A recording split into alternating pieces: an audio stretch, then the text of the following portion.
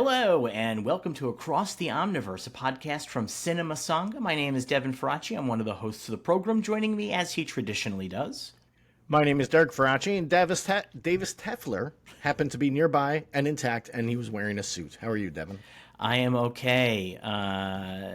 That's a pluribus quote. Yes. No spoilers. I think anything about this show is a spoiler, right? Like, I don't know how to talk about this. I knew nothing about it going in. Neither did I. I did that on purpose. I didn't watch any trailers or anything. Yeah. And it's the new show on Apple TV Plus from Vince Gilligan, who most people are going to remember from Breaking Bad or Better Call Saul, but who was one of the guys behind the X-Files. He was one of the big guys in the early seasons of the X-Files. And he's definitely bringing his X-Files game to this one. Yes. This is not a Better Call Saul. But it does have Rhea Seehorn, who's from Better Call Saul, who was amazing on that show. I mean, she was fantastic. And it's set in New Mexico. Yeah, it's set in New Mexico. I think it's Albuquerque specifically. It's back in Albuquerque. And the first two episodes are up right now, and holy crap, are they good. They are real good. And amazing. I don't know how this is a TV series. No idea. like watching these two episodes, I was like, what is the ending? Yeah, what's the end game here? I don't know how this is a TV series. I trust him. Me too, 100%. A lot of the stuff that I assumed, I was like, season 1 is probably going to be like this, and then that premise they're done with by the end of episode 2, and I'm like, oh, okay, so that is not going to be what season 1 is about. So yeah, I'm excited to find out though, because it's such a good show, and it looks expensive as hell. It looks very expensive. Yeah, I did, because it's set in New Mexico. I kept wondering, I was like, is this in the Breaking Bad universe? And if not, will we see the Breaking Bad statue? I would love if there's like a Better Call Saul billboard that's just like in the background somewhere. Yeah. It would be tattered because he has not been Saul for a long time at this point. Sure. But maybe that's not a spoiler. That's not a spoiler for this show, by the way. Like a bus stop bench sign. Yeah, that's just been like up for a decade or whatever. Yeah. That's not a spoiler for this show. That's a spoiler for Breaking Bad, I guess, technically, but that show is so old that I don't think it even Better Call Saul. No, Breaking Bad. He stops being Saul Goodman at the end of Breaking Bad. But Better Call Saul takes place after. Well, all right, yeah. No, it doesn't. I see what some of it does. There are scenes that take place after Breaking Bad. There's entire episodes in the final season. Yeah. I would say that Better Call Saul, if we're talking about No, I mean, you're right, but I mean, that's what I was thinking of, was the final episode. Okay. Yeah, it's a great show. If you haven't watched it, go watch it. Something else. Rhea Seehorn, really just one of the great actors out there, and I don't know why I was not really aware of her before Better Call Saul. But she gave an all-timer performance in Better Call Saul. Just a straight-up all-timer performance. As far and as so far, with Pluribus, she's given an all-timer performance that is very different. Very different. Yeah, very much. But I'm loving it, and I'm loving every single minute of it. Did you go to the movies this weekend? I did. What'd you see? I saw 3 movies this weekend. 1 at home. Wow. 2 at the theater. Mm-hmm. I watched Frankenstein, Guillermo del Toro's Frankenstein. I'm assuming at home. At home, yeah. I'm curious your take, because I know you're not really a GDT guy. Not for me. It's a good-looking movie. The acting is good. I just did not enjoy it. And this is, I would not classify this as a spoiler, but there is a moment in the movie where someone turns to Victor Frankenstein and says, "You're the monster." Yeah. And I was like, come on, really? Yeah, it's a little on the nose. It's a little on the nose. Trust your audience a little bit more, guy. Come on. Yeah, it's a little on the nose. But you didn't like Nosferatu either, right? No. Yeah, so I think that this whole genre of like period piece fancy horror movies maybe just isn't your bag. I think I'm not a gothic romance guy, and these both lean very heavily into gothic romance. And also, I mean, Nosferatu beginning to end, I don't like. Del Toro's Frankenstein, I can see why people like it. I'm like, oh, Right. I can, like, the acting's really good, and you know, the sets are gorgeous, Yeah. and there's some really cool stuff in it. There's some really, Yeah. really good stuff in it, but it's just not my thing. You Yeah. know? Yeah. But Nosferatu, I did not enjoy at all. All right. What did you see in theaters? Predator, Badlands, and Black Phone 2. I have not seen Black Phone. I haven't seen Black Phone, so I have not seen Black Phone 2. I was not big on Black Phone. I really enjoyed Black Phone 2. I thought it was really fun. Okay. I did see Predator Badlands, and I wrote a review of it. I strongly did not like it. I'm wearing the hat right now. It's a good hat, though, honestly. It's a good hat. I strongly did not like it, though. I agree. I did not like it at all. I thought it was very bad. It's like really the Saturday morning cartoon version of Predator. Well, first off, it should be called Predator, the Littlest Predator, is what it should be called. And the whole thing, like, I don't want to spoil anything, but No spoilers. it's not. Seeing so many people talk about how much they love this movie, and they're the same people that talk about how much they hate the humor in Marvel movies, and this is filled with that kind of humor. I think it's worse. It's worse, and it's like, oh God, like. It's just not. I don't think it's a good movie. You got the Predator doing bits in this movie. The Predator's doing bits. He like it again. I don't think this is a spoiler. It's an entire movie of the Predator learning the power of friendship. Yeah. And it's like, really, this is your Predator movie? Like, no, it's crazy. And it makes me wonder. Like, I love the first Predator. I think it's one of the best movies ever made. Love it. And I've not been like super wild about most of the sequels. I think Prey is really great, though. I think Prey is really good. Yeah. And I think for people being like, oh, this is the best Predator since the first, or this is the most fun Predator, or whatever, I'm like, oh, so you just don't like Predator? Like, that's the story? You just don't like Predator? Yeah. Like, I don't understand why this. I don't know. I mean, a lot of people like it. It's gotten very great reviews. People seem to be enjoying it in the theaters. Good, God bless them. Not for me. Just could not. If I was a film critic, the title of my review would be "You Gotta Be Kidding Me." That would be my title. I did not go to the movies this weekend. I did watch a picture at home, though. I watched a motion picture called The Unbinding. Oh, the Newkirk's documentary. It's a documentary. I'm going to put that in quotes. A documentary from the Newkirks, who are paranormal investigators. And they have a very enjoyable podcast called Haunted Objects. And they have a TV series called Hellier, and they've made a documentary called The Unbinding. And neither the TV series nor the documentary capture anything about them that I like at all. They're very serious in their documentaries. Yeah, like to the point where it comes across. On their podcast. Yeah, it comes across as very dorky how serious they are, especially after you've listened to the podcast and you know they have a good time. Like, they laugh and they have a good time. And then on the documentaries, I mean, on The Unbinding, the story is really interesting. And I think that if you watch this and were not aware of these people, you would probably watch it and go, well, this is nothing but horseshit. And I kind of trust them enough to think that there's something going on here. Do you know what I mean? Like, I generally speaking think that they're not just straight grifters. But I think the filmmaking is real bad. It's the guy that directs this and Hellier is a real big fan of, like, there's like a bit where somebody's getting into a car and it's just slow-mo. And I'm like, okay, why is there a slow-mo shot here of somebody opening a car door? Like, it's just not that exciting. Like, there's nothing happening, and it's got like spooky music over it. But the story of The Unbinding is interesting, and what happens in it is interesting.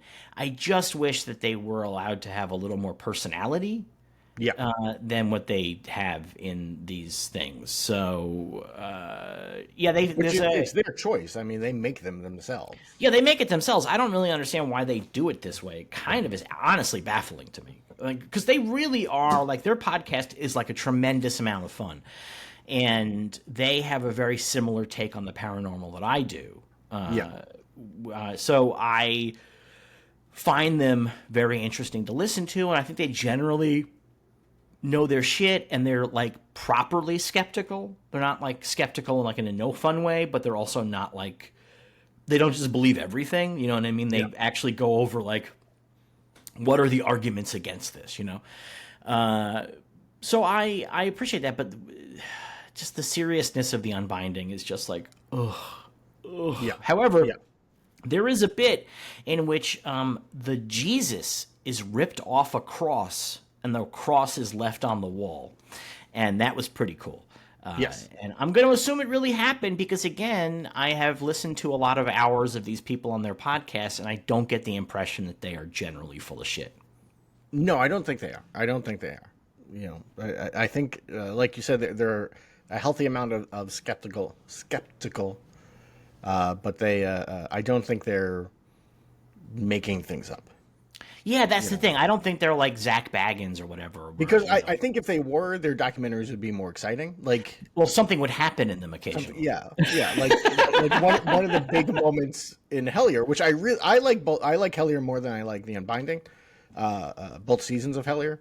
But like one of the big moments in Hellier is when they come across a balloon and they're like, "My God, it's a balloon!" And it's like, yeah, okay, like it's not overly exciting, you know. I liked the Unbinding better because I thought that the story. The thing about Hellier is there's nothing happening and there's nothing going on. Like there's just nothing going on for every episode of Hellier. There's just nothing happening, and there's not even like a story that they're really going after. Like, I think Hellier is based on a very old case, you know, the Kentucky Goblins, and that's something I've read a lot about in the past, and so that's a big part of what I like about it. It's like, oh, I like this but story. It's not really about the Kentucky. It's not, but it starts there, and then for the first 30 minutes, and then it's just and then it's doing spirit boxes, like synchronicities and stuff like that. Yeah, which is interesting, and that stuff I'm really interested in. But the Unbinding, the story of this potentially cursed statue that they get their hands on, and then as the movie goes on, as the story goes on, and they discover things about what the meaning of this statue might be and how it ties into manifestations that happened earlier, assuming that the timeline of the movie is correct, that they discover these things about the folklore after they've had these experiences, it's super cool because like the experiences line up very closely with the folklore, and that's pretty neat. But that's assuming you believe that the timeline is correct. And again, I tend to believe that they're not full of shit. No, I don't think they are. I don't think they are. So, but you know, who knows? But they're definitely showmen, you know. But I don't think they're full of shit. Yeah, that's the only thing. The timing of it might be what I question, because I do know that Greg Newkirk is a real storyteller, and so is it possible that he's rearranging elements to get the most bang out of it? The elements are all true, but it's much more impactful to discover the folklore at the end after you've seen this stuff happen, and then you're like, oh shit, it's all tied in directly to the folklore, as opposed to leading with the folklore, and then you're like... I agree, but from the things I've seen from them, I get the feeling that if they knew the folklore before the things happened, they would say that, because they would be like, this could, you know, our knowing it could... skew what is happening. So and that's their perspective on the paranormal, which is something that I kind of agree with. So it's like available on like Amazon and Tubi and shit, and it's self-made. You know, they make it themselves. All this stuff, Helliers, they make themselves. That's on Amazon. Season 3 is coming, I guess. The Unbinding, if you're really heavily into paranormal stuff, I recommend it. But if you're only like modestly into it, I'm not sure I can really 100% recommend it. No. But their podcast, if you're modestly into paranormal stuff, I think it's great for that. Yeah, is good watching and listening. I would suggest watching the videos because they have like a whole set, and they do like, I mean, they do bits, but they also, like, a lot of times they have the items that they're discussing because it's all from their paranormal museum, so you get to see the item and them doing stuff with it, so it's worth watching. Yeah. All right, so that was our weekend, huh? Well, your weekend was a birthday. It was a birthday. I'm glad that you mentioned that, because this is what Derek got me for my birthday. A bag of shit. The Love Boat board game. Look at that. Look at that. Wow. The Love Boat board game. It's the World Cruise game. And here's the weird thing about this game. If you were making a Love Boat board game, what would you make it about? Jeez, I don't know. That's tough. My idea would be that you would be playing different members of the crew, and you would be helping passengers solve issues. Sure. Have them have the most fun. That is not this game. This game is you're trying to become the star passenger of the Love Boat, and so you're playing different passengers. Joe Mammoth, All-Pro quarterback. Suzanne Superstar, beautiful actress and model. Chrissy Austin, world-famous tennis player. J. Paul Big Bucks, president of a top U.S. export-import company. And Came up on that name, didn't they? And Lois Lang, dynamic, attractive freelance writer and journalist. Or Professor Higgins, head of the archaeology department of a large university. You'll participate in many shipboard cruise activities such as dancing contests, shuffleboard parties, backgammon, or just lounging around the pool. You may get involved in a shipboard romance or even invited to join the captain for dinner. You can tour exotic ports all over the world, including Bombay, where Chrissy Austin finds a cobra in her tennis bag. Or Tokyo, where a sumo wrestler falls into the lap of Suzanne Superstar. Maybe you'll watch belly dances with Joe Mammoth in Cairo, or visit Morocco, where J. Paul Big Bucks trades a car for 3 camels, while Lois Lang gets lost in the desert. On the back, it has the names of the guys who created it. Oh, yeah? Yeah. That's Look fun. At that. There's their pictures, too. Their faces. Love Boat World Cruise Game was designed by 2 advertising men, Norman Friant and Charles Carter. They're both Californians and friends since college. They're fraternity brothers at UCLA, have been playing games ever since. They develop games with a sense of humor. They're not only fun to play and not too complicated, but are educational and of lasting interest and value.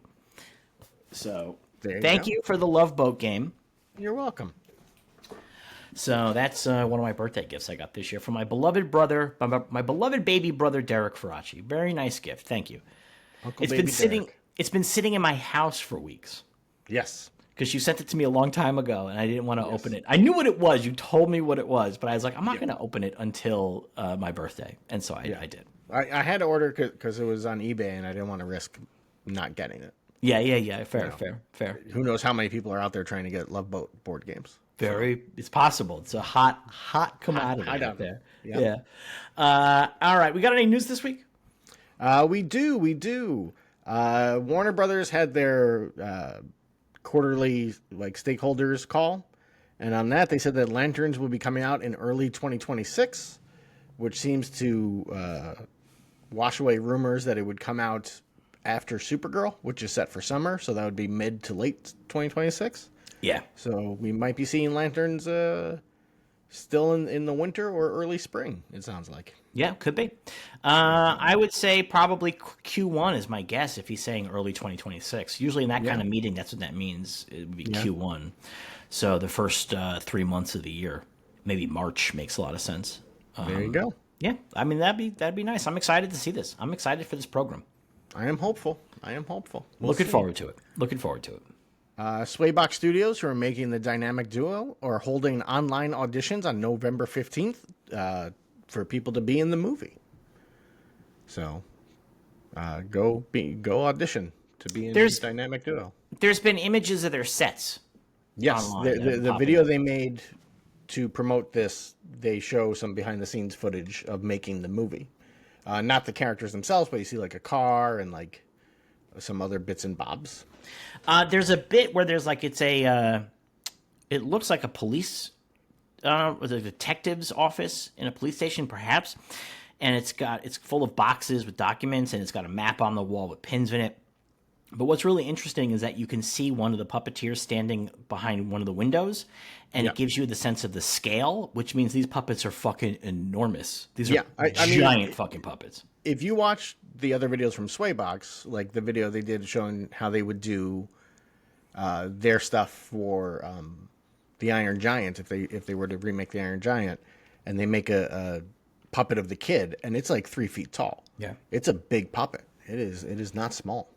Eagle-eyed people saw multiple references to Catwoman in that office. So, yeah, Catwoman. And that makes sense that Catwoman already exists in this DCU. Sure. Makes perfect sense. Well, they still haven't said if Dynamic Duo is in canon or if it's in Elseworld. So we do not know where it fits. Interesting. Where it falls into things. But we'll find out. Well, if you're out there, good luck. May the odds be ever in your favor auditioning here for this program, this movie. I'm going to audition for Dick Grayson. Hey, it's me. I'm Dick Grayson. I like to do flips. That's not how I would do Dick Grayson.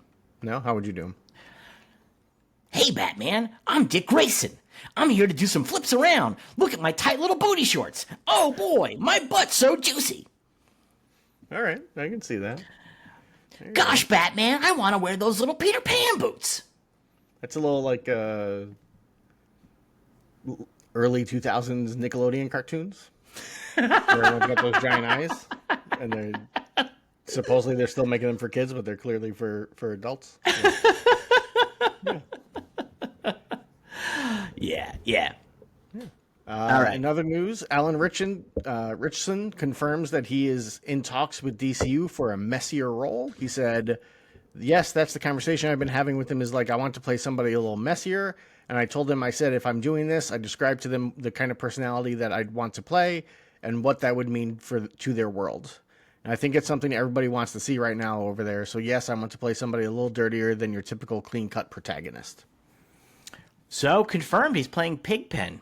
I guess so. In the Peanut cinematic universe. Alan Ritchson as Pigpen.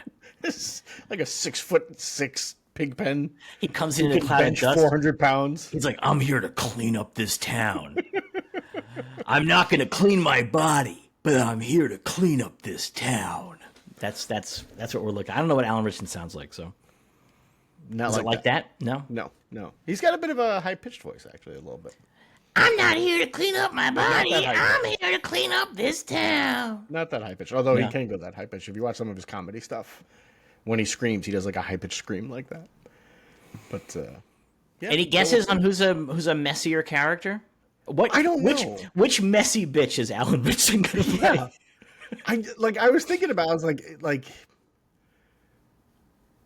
you know, like, they already said he's not going to be Batman. They've already said that.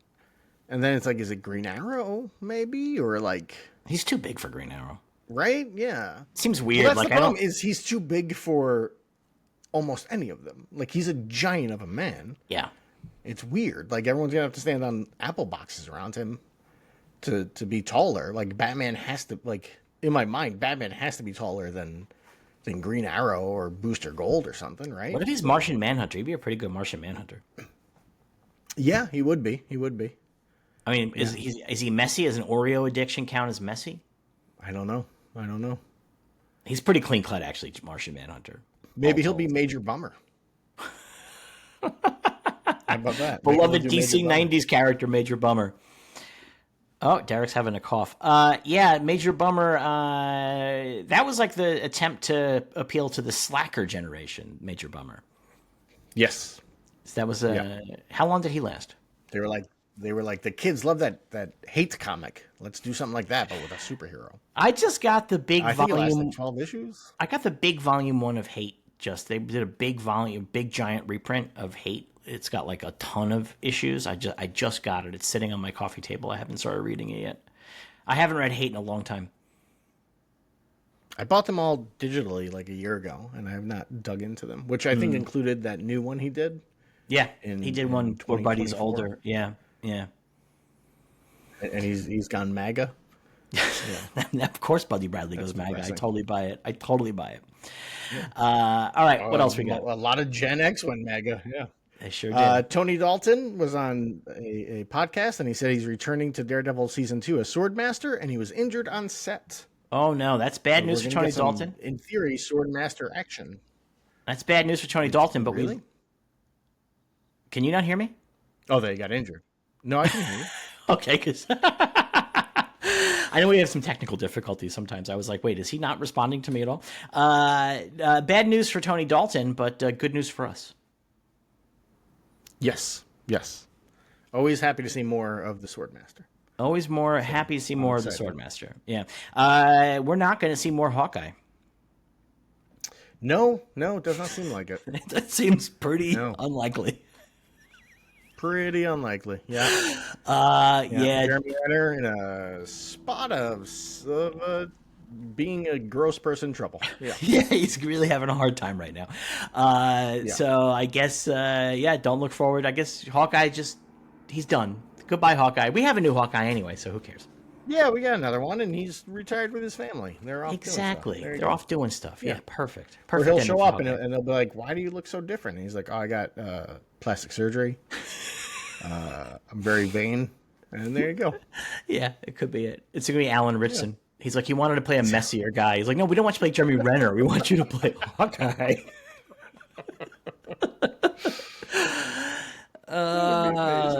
Jeremy Renner. It's too bad the Renner app isn't around right now. Imagine what the trending topics on the Renner app would be. Oh, oof. Just last week, you were like, I love Jeremy Renner. I think Jeremy Renner's a great guy. No, I love Hawkeye, and I think Jeremy Renner's a good actor, I believe is what I said. I didn't say I love Jeremy Renner. I love the character of Hawkeye in the MCU. And he's a very big part of that. There's no denying that, but I'm okay if he vanishes now. That's fine. That's okay. All right. We got anything else? Letitia Wright has confirmed that she's currently deep into filming reshoots for Doomsday. Okay. So they're working on reshoots right now.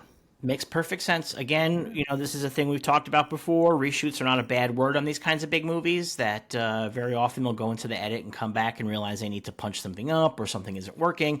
It's very common. It's built into the schedule a lot of times. So we don't need to overreact to that. I mean, I'm not saying I think this is going to be a great movie or anything like that by any means. But in terms of prejudging, I'm not concerned about reshoots.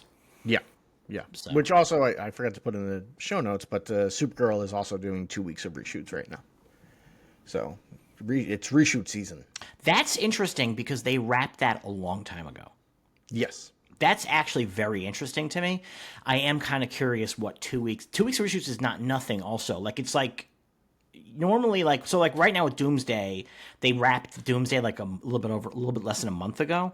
So they come back now for reshoots because they've had a little bit of time in the edit. But Supergirl, I think they've had a few months in the edit. So I'm kind of actually curious what these reshoots are going to look like. I'm kind of curious what the deal is there. My theory or hope is that it's, let's up the action. Let's make the action a little bigger. And not, this isn't working. We have to refilm for 2 weeks to make it work. I mean, more action that could be interesting. I mean, I'm just curious. I don't think it's a bad thing. I think it's interesting though that they're doing reshoots this much longer after they wrapped. Yeah. Because they wrapped a minute ago. Although I didn't look at this, but I mean, for all I know, they wrapped filming. Millie Alcock went off to film something else, and they had to wait for her to come back and do reshoots. That makes a lot of sense. Yeah, scheduling shit. I mean, that's just me shooting shit out of my ass. I have no. That's reasonable. That's reasonable. That's very, very reasonable. Yeah, that makes perfect sense. So I guess we'll see. Yeah, I mean, Doomsday reshoot, sure, why not? I got no problem with it. I'm very curious to see what happens with Black Panther in this movie. I'm very curious what the future of Black Panther is. So we will find out sooner rather than later is my assumption. We will.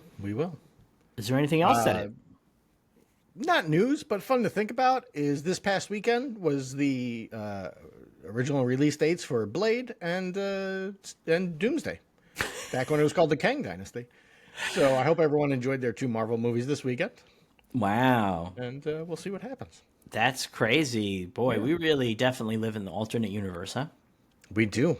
The alternate omniverse, I think you would say. Yes, the alternate omniverse. Nice save. Nice branding save. I appreciate that very much. That's pretty interesting. Man. I wonder what Kang Dynasty would have been like. I don't know. I have no idea. I imagine Paul Rudd would have had a larger role in it. Although I don't know how big of a role he's going to have in Doomsday. Who can say? Who can know? Who can know these things? Yeah. There was a thing that came around recently that an original version of Ant-Man Quantumania was going to end with Paul Rudd as the mentor figure to the Young Avengers. Oh, really? Yeah. Huh. Yeah, I can see that. I can see that working. Yeah, I can see that working really well, actually. Yeah. I don't know why it didn't necessarily go that direction. I don't know what happened They in the forgot to set production. up the Young Avengers before then? And that might have actually been the thing. Like, oh, Yeah, yeah. Oh, we we don't should have introduce Young these Avengers. characters. Yeah, we should introduce these characters. All right. Is that it for news?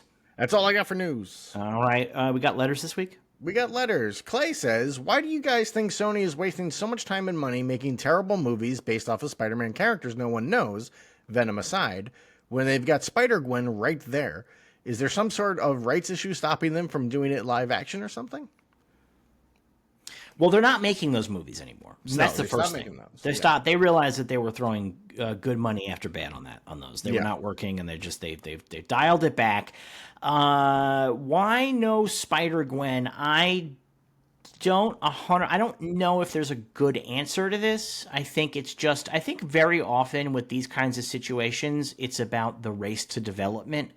And they probably have a bunch of shit that was like in stages of development. They probably had somebody out there pitching on Spider-Gwen or whatever. Yeah. I also, yeah, I mean, like, I actually understand why they went with Madam Web first, to tell you the honest to God truth. Like, I understand what the argument was, which is back when that was a prequel to Spider-Man. But also, like, the idea that she's like she has this team of Spider Girls that she is like her Charlie's Angels that she can see into the future and send them off to do things. Like, I get that. Like, I straight get that. Like, that's a movie franchise. Like, I see it. I'm not saying it's a good movie franchise. I'm not saying it's right for the Spider-Man universe. I'm just saying I get it. The same way that I get Silver Sable. There's a movie franchise in here. Like that. That's the one I'm shocked they never did. But they were working on it, though. They were working on it in 10 different iterations. Yeah, but they just never got there. It doesn't seem hard to do Silver Sable. You know what? The things that we always say doesn't seem hard, but it's unbelievably hard to make a movie that's remotely decent. Yeah. And these guys are not even good at making them remotely decent. So no, they made Craven. Yeah. So. I have such fond thoughts about Craven. Do you? I think back fondly on it all the time. I do not. I think if I had to watch it again, I wouldn't be happy. But it's one of those movies that, like, in my brain, every now and again, I think about it and I go, "That was pretty stupid." I kind of like that. Was really delightfully stupid. Very stupid. That was very stupid. Yeah, that is like, I feel like that's a movie that if somebody went into a coma in 1987 and woke up today, and you showed it to them and you told them this was made in 1995, they'd be like, "Yeah, okay." Pretty good effects for 95, but beyond that, they wouldn't question it at all. Yeah, very much so. Very much so. But yeah, I think that's just, I mean, they'll probably have somewhere somebody had a pitch for Spider-Gwen or something kicking around Sony. It just never got anywhere. I also am not... Across the Spider-Verse Spider-Gwen spinoff now? Is that They might be. That's possible. I also don't know what Spider-Gwen's story is. She's from an alternate Earth, right? No, I know, but like in terms of like if I'm making a movie about her that's not tied into Spider-Verse, like where she's been established there and then you could spin her out, I'm not really sure what her story is or like who her villains are or what her, you know what I mean? Like, I don't know. Is this just Spider-Man but Gwen Stacy, basically? I know she's in a band. I get all that stuff. Yeah. I just don't know what the larger, like, she's in a band, is. and from what I can tell from, unless they made this up for Spider-Verse, her Earth's Peter Parker is the Lizard, right? And that happened in the second movie? I mean, I think so, but like... I don't know if that's from the comics, though. But I know, I think her Peter Parker died, I think is the deal. Her Peter Parker died, I think, that he's her Uncle Ben. But like in terms of just like as a movie, though, I'm saying like what's the premise here?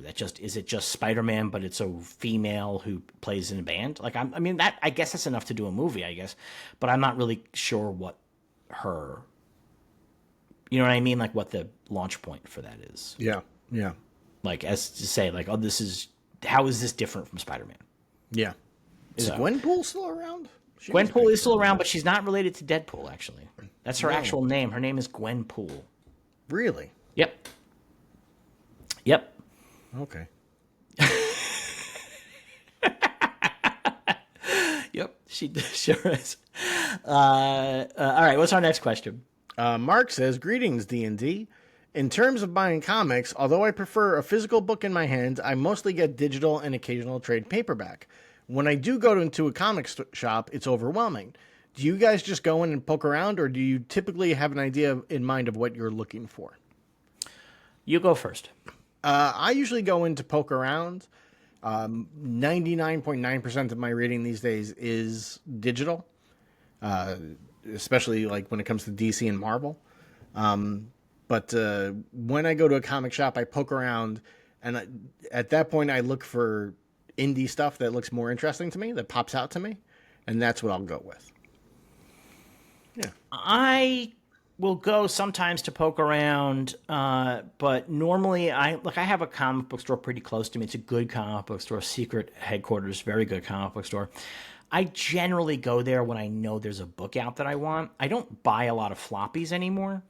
And so I only go if I know there's something that I want to really support, or if I know that there is a big event book that I'm interested in that I don't want to have spoiled for me on the internet, that I want to kind of give it a shot and see what the deal is. So I'll go there for that. But I don't usually poke around for new titles. One of the reasons why is because I'm not plugged in enough when it comes to the indie stuff. Is the only reason to buy comics at a comic book store for me most of the time. And I'm not plugged in enough to know what is necessarily going to be great unless I'm going to get that. Do you know what I mean? Like if I know I'm going in to get that, but it's hard for me to like look at the shelf and go, I think this is interesting. And it's also hard for me to know sometimes, like, is this the first volume of this? Is this the 7th volume of this? Like, I don't want to, you know what I mean? Like, so like I try to do my research before I go. So I'm like, okay, I heard that this is a good comic. I'm going to see if they have the first issue of this still in stock. Sure. So that's normally how I do it. Yeah. I only really, if I'm buying something at a comic shop, it's a trade. I don't do single issues. But like, and with that, it'll be like, oh, you know, I'll be looking through their shelves and I'll be like, you know, oh, I read that, you know, this graphic novel is good. I'll pick it up. I'll check it out, you know, and then hopefully it's good. You know? Yeah. I'll do that sometimes. Graphic novel on like women's suffrage, which I have not cracked open yet, but it's sitting on my coffee table to remind me that I need to read that. Sitting on your coffee table so everybody knows that you support women voting. Very it's underneath, performative. To be fair, it's underneath a Superman omnibus, so you can't see it. Superman is keeping the women down, if you will. I will go poke through the trades. Trades are easier to buy without knowing what you're buying, because with the floppies, you don't know, like, is this a good jumping on point, et cetera, et cetera, et cetera. Trades, you generally have a good idea, like, oh, this is the first volume. I know I can pick this up. Yeah. I'll do that. Usually, with an indie title, the trade is going to be a complete story. Yep. You know, so that's nice. Yep. That's pleasant. All right, what's our last letter? Our last letter is from Charles. He says, what do you guys think is Feige's biggest failure? I think Captain America 4 bombing takes the top spot. Letting a culturally important character like Sam Wilson Cap be toothless is just an embarrassment. Mackie, who is a charisma god, feels like a dud in the movie, and it's why they let that happen. And it's wild they let that happen.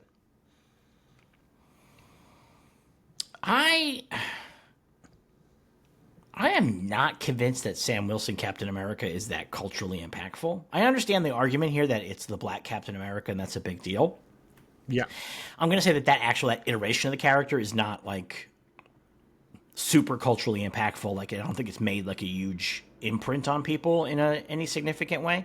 It might, I mean, as far as I can tell, I could be wrong.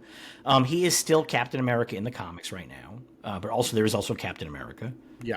So there's like, I think both of them running around.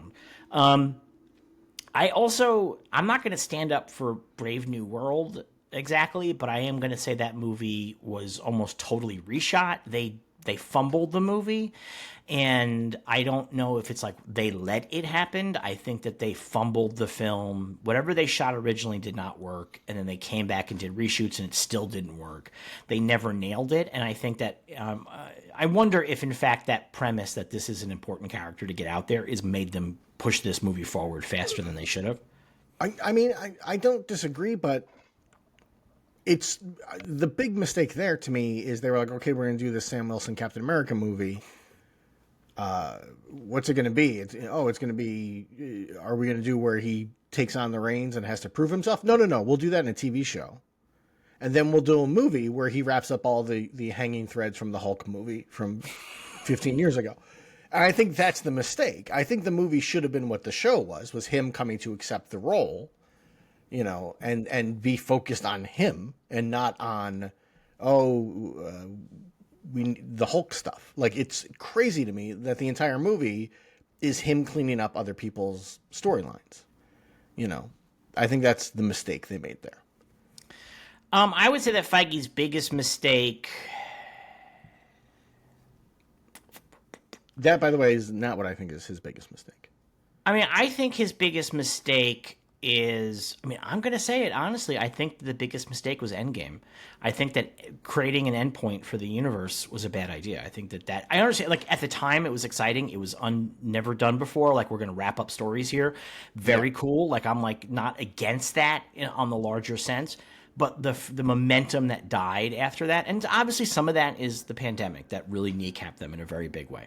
And then it was Disney demanding that they put a lot of resources into TV, and nobody watched the TV shows, right? So that's part of it. But I do think that, like, ending these stories on such a, like, in that way, like, where you're like, oh, this is finished, the end. Yep. And then giving people the opportunity to exit, I think, was not a smart. I understand why they did it. I think it was a brave idea. I think it was an interesting idea. But I think it was a mistake. I would agree. I think something like that, and this is all hindsight, obviously, you need to do more of a Wrath of Khan ending, where it's like, it's over, but there's more to come if you guys are interested. Right. Right. And it does not end that way. It ends as, this is it, it's over. Which I appreciate, I think is a very courageous, or not courageous, but a very ballsy thing to do.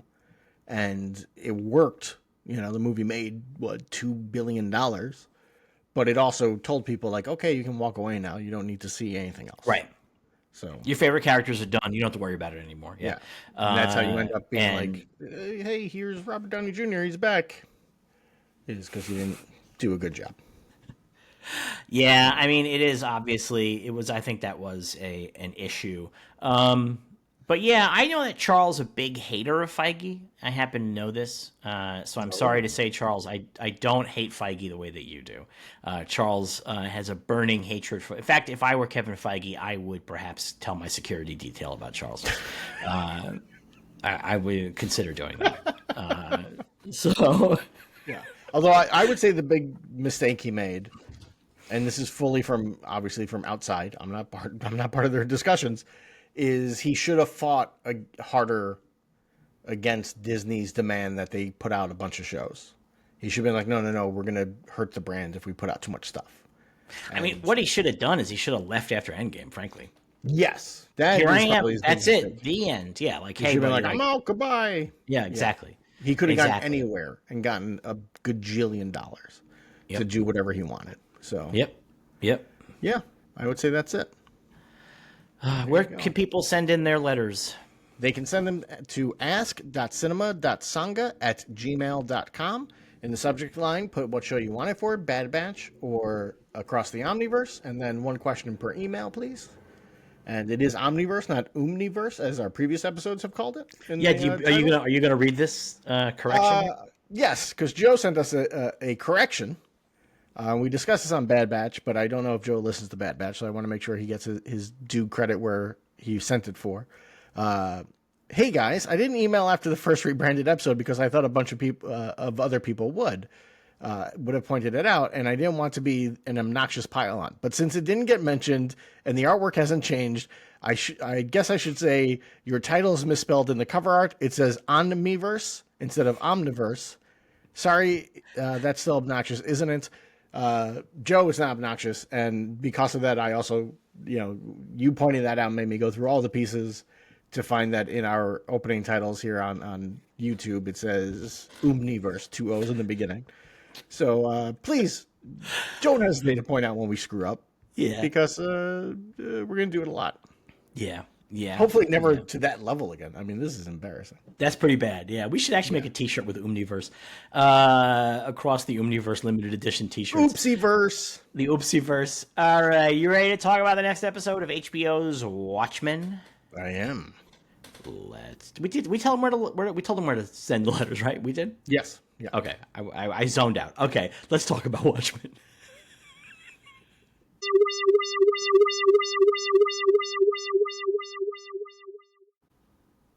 Watchmen, Season 1, Episode 3, She Was Killed by Space Junk.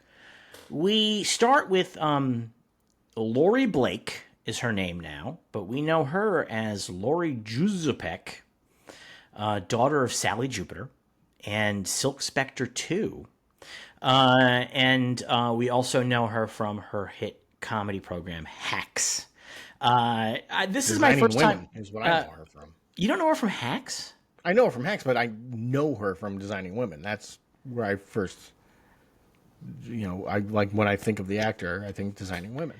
Yeah, I mean, I guess Chainsmart obviously is that, but I guess that there is, for me, the Hacks is so recent, like it's so current on HBO, and her delivery in this is really close to how she delivers things in Hacks. Like, it's kind of wild how she's almost playing the same character to the extent that she got Hacks because of this, I feel. It seems that way, we're going to write it for her.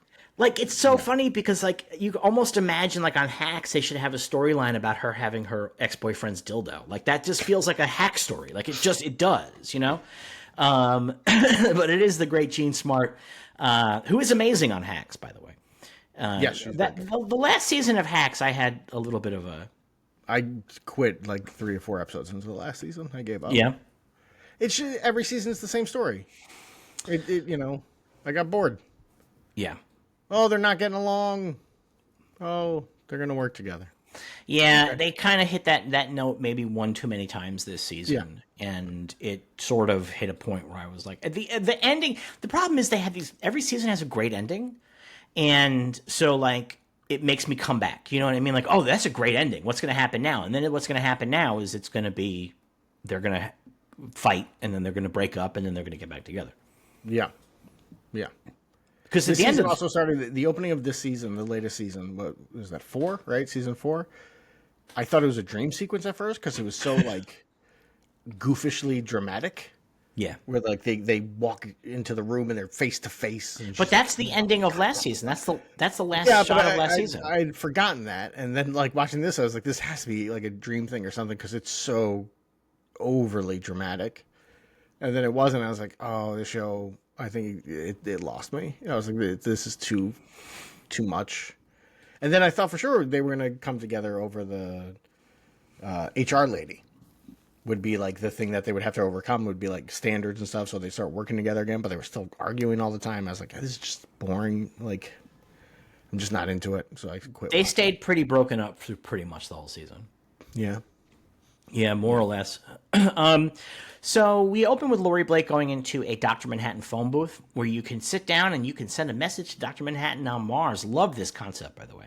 Pray to God. God exists and you can send him a message. Like, that's just... We used to have that. There used to be 1-800 prayer lines. Yeah. You could dial a phone to God and leave your prayers with God. Like, that was a thing we used to have in this country. So, how often do you think he checked those messages?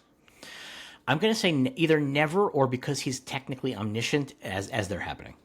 Yeah. Do you know what I mean? Like, it's like hard to say. How much of a cut do you think God got? Like, from the money raised on those? None. None? He did it for the love of the game. But somebody, I mean, they were charging like $1.99 a minute. Somebody making money on well, that God stuff. was doing it for the love of the game. The church that was running it was doing it for profit. Okay. She is telling him a story, a joke. And obviously, for those that are familiar with her character, she's the daughter of the comedian. So we're really referencing this here in a big way. She's telling a joke about a bricklayer who is teaching his daughter his business. This is also, by the way, not so coded discussion about her dad and her. Her dad is the master bricklayer. She is the one learning. And then she ends it with the girl throwing a brick up in the air and saying, oh no, I fucked up the punchline. Let me tell you a different joke. And when that happened, I was like, this is how Derek says I tell all my jokes. That's what I said. That's how we tell jokes. We both do that. So like watching, like, yep, I feel that. No, I got that all wrong. Hold on one second. Wait, forget that part. We then cut to Laurie going to a bank. It's the National Bank. National Bank is the bank that Dollar Bill worked for. He worked for or he died at? He worked for. Okay. because he's in last episode. We saw an ad. I believe it was. I think this is also in Watchmen. Right. We saw an ad where he was like the spokesperson for National Bank. He did die at National Bank, getting his cape got caught in the revolving door. Yeah. And she comes in and she robs the bank. She fires a gun in the air. She's got a bunch of guys waiting in the bank. So it's like a heist happening. And as this is happening, all of a sudden a smoke bomb goes off and Batman jumps in. And it's straight Batman. It's full on Batman. He's like, I'm here to stop this robbery. Like he's doing like a straight up Batman. Yeah. And it's Mr. Shadow is his name. Not a bad name. Not right for this look, but not a bad name. It's an okay name, I guess. Mr. Shadow is a good name for like an occult character. Yeah. You know, like a character. For Shadow. Yeah, but like I think Mr. Shadow is like a guy who, like that's like an alter name for Cloak from Cloak and Dagger. Yeah. But like a guy who has spookier powers, maybe Mr. Shadow, or is somehow a magician or something like that. That feels like the Mister attached to this guy feels goofy. But I guess this is the Watchmen universe. They never really had a truly grim and gritty era here. Although I guess Watchmen is the grim and gritty era. Watchmen is the gritty. I was going to say, like, that's all they had was grim and gritty era. Laurie takes a hostage. He comes in. She takes a hostage. She's like, "Don't step any further. I'll plug her." And then she's like, "Well, how did you find out about this? Did you get tipped off? Did you ever consider maybe it was the FBI setting you up for a trap, and that in fact you're violating the Keene Act right now, and that everybody in this place is FBI, and they all pull out their little badges?" Everyone except for the teller, who has no idea what's going on. Freak the fuck out. Yeah. And he goes and tries to make a run for it, and she shoots him a bunch of times in the back. He falls through a glass door, and the FBI show up. Just like $1 bill. The FBI show up to put him, and the crowd hates it. They're booing her. They hate it. Like he's a hero. Yeah. And she's like, he's not a hero. He's wearing hockey pads, she says. Well, he's not, because one of the agents there is like, how'd you know his body armor would stop the bullets? Because they wanted to be clear to us that she did not kill him. Well, also, though, it's also clear she clearly did not know. No. She doesn't say, I didn't, but her face is like, I don't know. Yeah, she clearly had no idea. She just put a bunch of bullets in this guy's fucking back. Yeah. And she says, vigilantes, what a joke. Ripping off James Gunn. Before him, though. So yes, but sneaky. Using that Dr. Manhattan knowledge of the future. Unfair. She goes home and she takes out a mouse. I like this sequence where she like takes out a little box and then a glove, and you're like, what is she doing? And then she pulls a mouse out of the box, and you're like, wait, what the fuck is happening here? But she feeds the mouse to an owl that's inside of a covered cage in her living room. Very on the nose for her to have a caged owl. And potentially there to give Joe Keane the opportunity to say, I can let your owl out of that cage. a way to not directly say that Dan is in prison, but to say that Dan is in prison. Yeah. So that's when she pulls out her Halliburton briefcase, these like super secure briefcases, and opens it up. I believe that the code was 666. I think so. Yeah. And something blue is glowing inside of it. We don't see what it is. We later on find out it's a dildo. But I like that it's a big old dildo. And there's a knock on the door, and it's our good friend Joe Keane. And he's like, hey, congrats on getting the Revenger. And she goes, no, it's just Revenger, no the. And he's like, hey, also, by the way, that was last month. This guy was Mr. Shadow. So he comes in. He takes a look at the owl. We have a little bit of an Abbott and Costello bit here. Yeah. What's his name? Who? The owl, what's his name? Though, who is his name? So she, I like cute. That very much. It is cute. He tells her he wants her to go to Tulsa, that Judd Crawford's been killed. He wants her in on it. 7th Cavalry's involved, but he goes, it's not 7th Cavalry, because 7th Cavalry always takes credit. They're always saying it was us, and they didn't. So I think it's a vigilante. And she's like, well, why do you fucking think it's a vigilante? He goes, well, I think it's because vigilantes view cops as their rivals. So therefore, I think this is it. And he's like, you know what? And he's like, also, but I think this might get out of hand pretty quickly. So I need the feds to step in. And she's like, well, what you mean is you think that if this gets out of hand, you're not going to be able to become president. And he's like, well, if I become president, I could get your owl out of the cage. So, and we also learned that the law that allows cops to wear masks is called the DOPA Act. Which, by the way, DOPA. in 2019, she goes, you called it DOPA and the Defensive Police Act. And that was like, how crazy. But then in 2025, we have Doge. So, like, honestly, like DOPA, yeah, sure, why not? Like, it doesn't even ring weird to me anymore. No. There was an act a while back that was named like that, where it was like, I forgot what it was, but it was some stupid fucking thing. Well, I mean, the Big Beautiful Bill Act was called the Big Beautiful Bill Act. That was But it. one where like the initials Acronym? spelled out like dumb or something like that, and it was like, ugh. Yeah. And they just did it on purpose. They're like, oh, it's funny. It's like, no, you're fucking politicians. You're running the country. So we cut back to her in the phone booth again, talking to Mars, and she starts a new joke about 3 heroes that die and go to heaven. They're at the pearly gates. The first hero is just like an owl, so it's obviously Night Owl 2. And God's like, how many people... Did you not get that? No, I'm kidding. Good Lord. You made me nervous there for a second. I thought it was Owlman from Earth 3. He's like, hey, I made, God's like, what did you do? He's like, well, I made all these cool inventions in an airship and I saved the city a bunch of times. And God's like, how many people did you kill? And he's like, well, none. And God's like, you're too much of a pussy, go to hell. So God sends him to hell. And we're going to keep revisiting this joke over the course of the episode. We then cut to Laurie going to the FBI headquarters, and there's a briefing going on about the 7th Cavalry.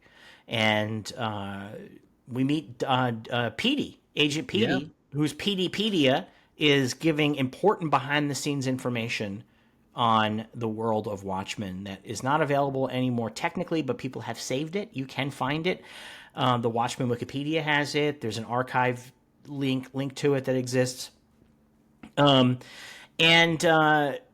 I was reading this episode's Peteypedia. Have you been reading the Peteypedias? No. Turns out that he wrote a review of the first 2 episodes of American Hero Story, Minutemen. He hates them.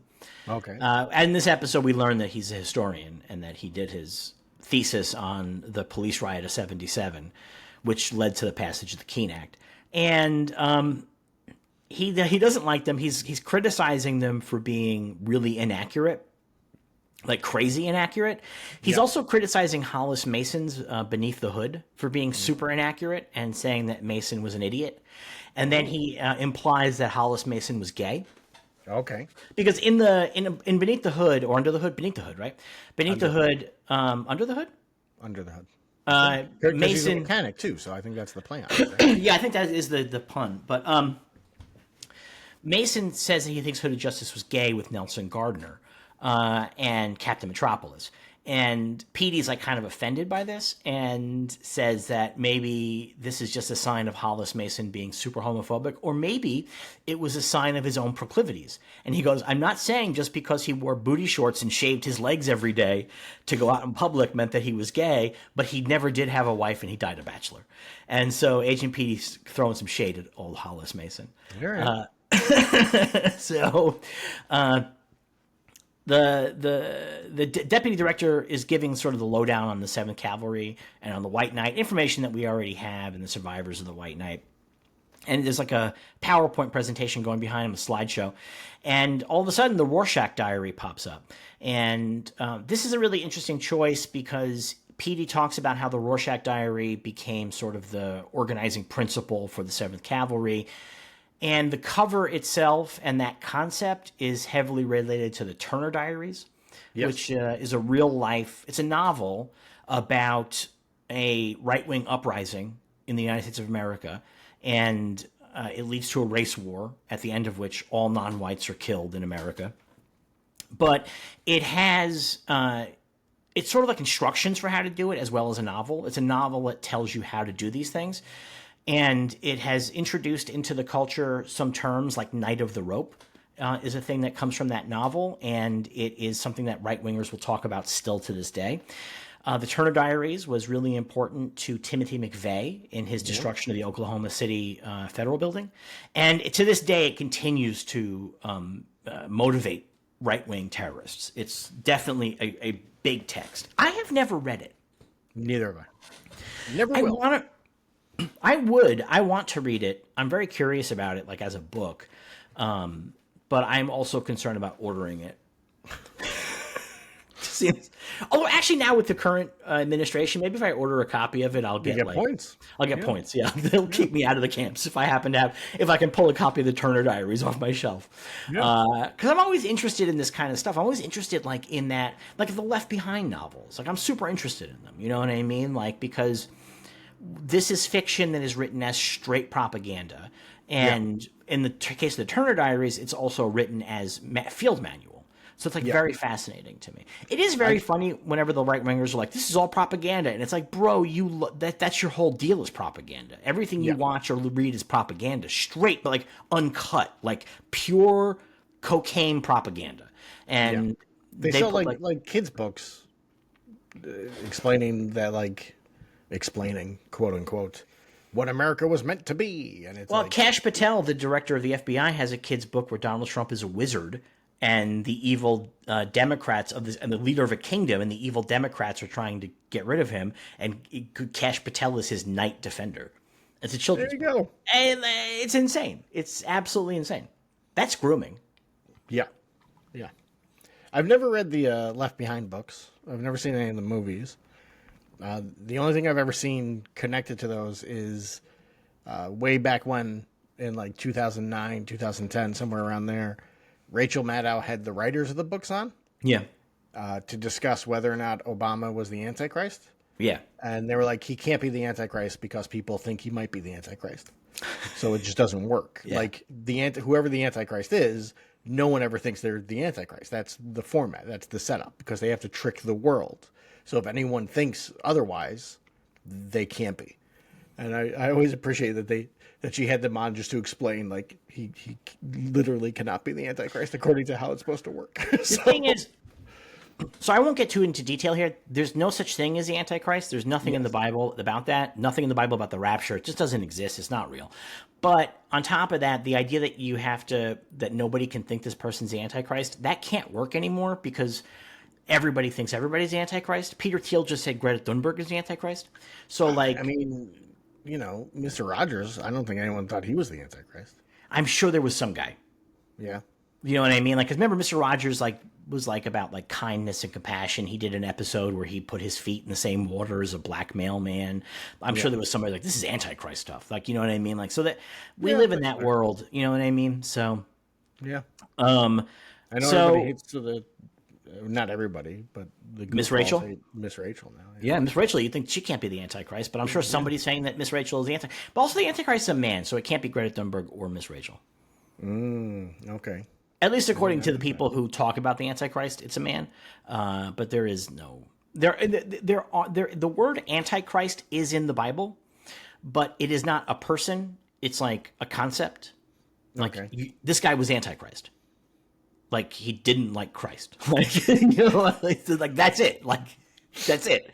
It wasn't like he was the opposite of he was the antimatter version of Bizarro Christ. Yeah, it was a Bizarro Christ. It was like how I'm kind of like anti-anime, but I'm not the Bizarro version of anime. You know what I mean? So I'm not really anti-anime, but I don't like it, I guess. I'm trying to think of a good anti. I don't know. Anyway, so they're anti-monitor. There you go. So, but the anti-monitor is the opposite version of the monitor, right? Yes. Yeah, so that doesn't work. Anyway, Deputy Director Farragut is going to send a whole bunch of people down to Tulsa to look into this, and Laurie's like, no, just me, because these local cops are not going to like a fucking army descending on their town. And he's like, you can't go by yourself. So she's like, okay, fine, send me Petey. And Petey is the guy that's running the slide projector, so he's the lowest guy there. And she obviously picks him. He gets yelled at for putting the Rorschach Journal stuff in. Yeah, he gets yelled at for that. She's like, sir, I think some of this context is important. And she obviously picks him. It's weird that the FBI head guy is like, it's not 1985 anymore. That stuff doesn't matter. It's like, clearly these people are wearing Rorschach masks. Wearing Rorschach masks. Like, what are you talking about, man? Yeah. But she chose Petey obviously because he's the lowest guy on the totem pole, and she figures that she can just basically ignore him. So they take a flight to Tulsa. They take a private jet, just like Kash Patel takes a private jet down to Nashville to hang out with his girlfriend, who is a country music superstar, he claims. Yeah. And they're coming in for a landing, and they are on she takes off her sleep mask, and he's like, hey, I brought a mask too. And he has like a domino mask that he puts on over his face. And she's like, what the fuck is this? He's like, well, I thought they wear masks down there. So we're like, when in Rome. She goes, Tulsa's not Rome. Although it does have an emperor in the form of Sylvester Stallone, the Tulsa King. Oh, so what if that was a crossover and the next season of Tulsa King is fucking Laurie Blake shows up? How fucking amazing! Petey shows up. The last we see him, he's still in there, running around in that costume. That would be amazing. Yeah. So she's like, "Get your shit together, buddy." And as they fly in, the pilot's like, "Hey, if you look out your window, you can see the Millennium Clock. This is going to be a pretty big deal later on in the program, so please pay attention to it right now." Yeah. And then Petey's like, "Hey, here's some exposition for everybody at home." The show's been really good about exposition until now. This is the most blatantly exposition-y. It is, but it's I think, except for the clock, the Millennium Clock is not done well. But what the stuff that Petey talks about, I think, is done very well. I think. I think that they make it work, and that it's a good sleight of hand because they turn it into a character moment. Yeah. But when Petey's like, "Oh, that's the clock that Lady True made after she bought Adrian Veidt's entire company," you knew Adrian Veidt, like that is like, okay, that's a little clumsy. Yeah.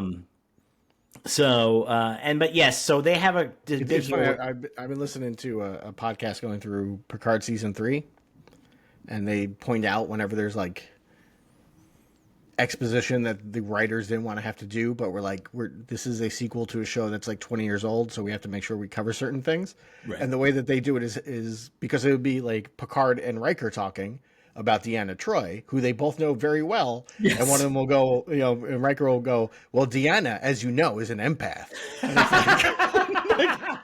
like, why would he ever say that? But they have to, just in case somebody who doesn't know Star Trek very well is watching the show, they got to make it clear. Yeah, they got to make it clear. But yeah, I mean, this obviously is information that I think the reason why it feels a little clangy to me is because it's not information getting an audience up to speed. It's information setting a table. Yeah. For what's going to come later. That's why I think it feels a little bit clangy to me. Yeah, it probably isn't necessary. They probably could have covered it, because this is not a show that's afraid to do flashbacks, and they could have covered it in a different way. Yeah, and also I think the way that they get into it, which is like he quotes, "Look upon my works, ye mighty in despair," and I don't remember, did Veidt say that, or is that just a quote that's in Watchmen? I mean, that's just from the poem, right? Right. Poem. Yeah, but I don't think he says it. But he says that she was quoting him. Says it. No, he's quoting the woman who took over Adrian's business. But she was quoting it from Veidt when she took over his business, she says. The big speech that she gave when she took over his business. I didn't think he was saying that she was quoting Veidt. I think she was using that quote to goof on Veidt, whose business she took over. Like, you're done. Like, your empire does not exist anymore, which is what the poem's about, right? So use this face for the screenshots. Use that face. Use that face for that. Yeah. Okay, that makes more sense. I kind of misread that a little bit. It is funny rewatching this for the first time since I watched it originally, and the first time around I was like Captain Detective Man over here, and like, oh, what is this Millennium Clock? And I was like, really, now I know what it is. Now I know what the whole deal is. But like, it worked for me the first time around, so I'm kind of like giving it a little bit of guff here. But sure. It definitely worked for me. Oh, the reason why I was talking about Petey doing the American Hero Story is because in it he mentions that the writer of American Hero Story is a TV writer named J.T. March III. Okay. And I was like, okay, that's a very specific name. So I went and looked it up. And J.T. March is the name of one of the science fiction writers who got kidnapped to go be on the island to create the backstory of the squid. Oh, look at that. Yeah. Okay. That's fun. And the thing is, J.T. March III is never mentioned in the TV show or the comic. He's only mentioned in the extra stuff on the album release, because the album releases the vinyls came with like background material and on PDpedia. So this is really intense world building, which I love. Like, here's what I wonder. Buddy Todd sent me the Watchmen role-playing game books. And I'm going through them now, and I wonder if J.T. March is mentioned in those. Well, J.T. March, the original, is mentioned in Watchmen. J.T. March the third is not mentioned. in anything else. He's never mentioned in the show or whatever. So, like, that's the thing. But Okay. also, Petey makes it pretty clear that there's a little a quick shot of a newspaper headline that indicates that John Grisham is on the Supreme Court. Yes. And the Peteypedia has an article from the New Frontiersman that makes it much clearer that, yes, in fact, John Grisham, the author who wrote all the Tom Cruise legal thrillers, is in fact on the Supreme Court in this particular reality, which I actually kind of love. He also makes it clear that nobody knows what happened to Adrian. And that one theory / rumor is that Adrian went to Argentina and had plastic surgery. And but nobody knows that he had anything to do with the squid, though. No, he just vanished one day. Right. Okay. JT March, March as far as I remember. JT March III apparently is a conspiracy theorist who believes that the squid was a plant, but he believes the government did it. He doesn't believe that Adrian Veidt did it. He doesn't. That's not his theory. His theory is the government did it. So I wonder if Rorschach's journal was published, anyone that read the journal and believes it would believe that Adrian was behind it all. Because that's the end of Rorschach's journal, right? That's right. That's a good point. Point. But I wonder if anybody believes Rorschach's journal. I mean, some people must. I guess. I mean, obviously 7th Cavalry and stuff like that, but it does feel a bit like David Icke and his, like, the royal family or reptoids thing. Like, everybody's like, yeah, sure, David Icke, whatever. But there are some people who truly do believe that they're reptoids. And I will say in the comic Doomsday Clock, people believe it because they come to kill Adrian Veidt. Huh. So that's a big part of the story. Interesting. I don't remember that detail in this show. I guess we'll find out as the show goes on. Yeah, I do not remember either why he ends up getting tossed to Mars or wherever. Well, I mean, because John does that to him, because John recognizes that. No, he gets teleported there. But John creates that world. He's on Titan, and John creates it for him. Why do I remember it being the woman who took over his company creates Lady True? Maybe. I guess we'll find out. I thought it was John. I thought John created that whole world for him, that these were people those people are all people that John made when he was creating life. I'm pretty sure that John did it. Anyway, they come and they land in Tulsa, and they they immediately get involved. Oh, wait, no, first we have the joke. Oh, actually, no. First, I'm telling this like she's telling the joke. We have a whole thing where she's like, hey, listen, I know that you're a fucking fanboy. And he gets mad. He's like, no, I have a PhD in history. I'm not, like, don't treat me like a fan. And then that's when Laurie gets a little bit of respect for him. Yeah. Then we cut back to her telling the joke again. This time she's telling the joke about Adrian. Adrian's in front of God, and God's like, what did you do? So I saved all of humanity. God's like, I dropped a giant squid in the middle of New York City. God's like, well, how many people did you kill? And Adrian says, about 3 million or so. And God says, you're a monster, and sends him to hell. Yeah. Then we have Laurie and Petey going to the tree where Judd was hanged, as Laurie makes sure the people know. Clear up. Yeah. After said that he was hung, and she goes, hanged. So they're checking it out, and then she goes and meets with Judd's wife. And then they go to a warehouse, and this is the warehouse where the Tulsa police bring their prisoners to put them in the pod. And they're hanging out watching, and Petey's like, is this maybe the wrong warehouse? And she's like, maybe. But then the police pull up, and so she goes to go check it out, and she runs into Red Scare and Pirate Jenny, who were like throwing a guy out of the back of his van. And it's a good bit because she's like, hey, what are you guys doing? And they're like, who the fuck are you? And she goes, I'm Special Agent Laurie Blake. And then there's two good bits here. Yeah. The first one is when she's getting out of the car and she's got a giant bag of sunflower seeds, and she hands it to Petey and says, don't eat any, which made me laugh very hard. Is that an X-Files reference? It might be. Because Mulder's a sunflower seed guy. Yes. I mean, it might be. I didn't think of that, but I guess it could be. Yeah. I would just think they're a good stakeout snack. I would not disagree, but I do wonder if Lindelof put that in there on purpose. Might have. You know, like it seems like the kind of thing Lindelof might do as a little nod. Sure. So, what was the second? The second one is with the guy when she's like, are they Violating your civil rights. Violating your civil rights. He's like, yes. And he's like, and she's like, I don't care. I'm just joking. I don't care. So she goes inside and sees what's going on. It's pretty bad in there. It's like real Guantanamo Bay, Abu Ghraib shit happening in there. Like, and then that's again purposeful. Like, there's like the dogs barking at the guys. The guy that has the dogs has a big creepy dog mask on. Silver dog mask guy. I was like, that guy's so cool looking. What is that all about? And so she like talks to somebody, and she's looking for Looking Glass. They direct her to the pod. Somebody comes out of the pod who has been interrogated. He's cleared, and then she goes into the pod with Looking Glass. And basically, Looking Glass tries to like be cool with her, but she's just like, she knows everything. Like she knows his real name. She knows everything. She's asking him questions about the cattle ranch raid that she already knows the answers to. And it's kind of a great bit because last episode we got to see Looking Glass as this master interrogator. And then now she comes in and out interrogates the master interrogator. I think that's really good show don't tell stuff right here. I also like that Glass takes out a handkerchief and wipes his head over his mask. Yeah, I like that a lot. Made me laugh. I also like the way that she comes into the show and she just immediately, like we had seen Looking Glass. We know he's weird. We know he's creepy. He had that Rorschach eating the beans thing last episode.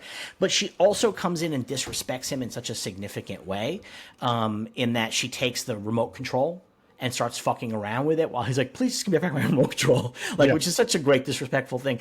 And they make a point out of the whole thing pausing on the squid. On the squid. Yeah. On the eye of the squid. And so a bunch of this early conversation happens with the squid eye in the background. Yeah. It's kind of an interesting choice there. And she also uses his mask to check her teeth. And she calls this... similar to what Don Johnson did. Yep. And she calls this his anti-racist, his racist... what does she call it? Racism detector. Yeah. Yeah. And it's a so... little more complicated than that. She basically gets all the information. She already knows that Angela Abar is Sister Night, but she gets it confirmed from Looking Glass by the way he responds. And then he's like, well, she took the day off because she's writing the eulogy for Judd's funeral. And she's like, well, when is that? And he's like 2 hours from now. So then we cut to her doing the joke again. This time it's Dr. Manhattan at the pearly gates. And God's like, how many people did you kill? And Dr. Manhattan says, doesn't matter. A dead body and a living body have the same number of particles, which is a quote from Watchmen. And God is like, and he goes, well, what if I sent you to hell? And he's like, it doesn't matter. I'm already in hell. I know you already did it. Like, I know. And so God sends him to hell. And then Laurie's like, hey, listen, Petey, we got to go change. We're going to go to a funeral. And then they go to like Black Freighter Inn.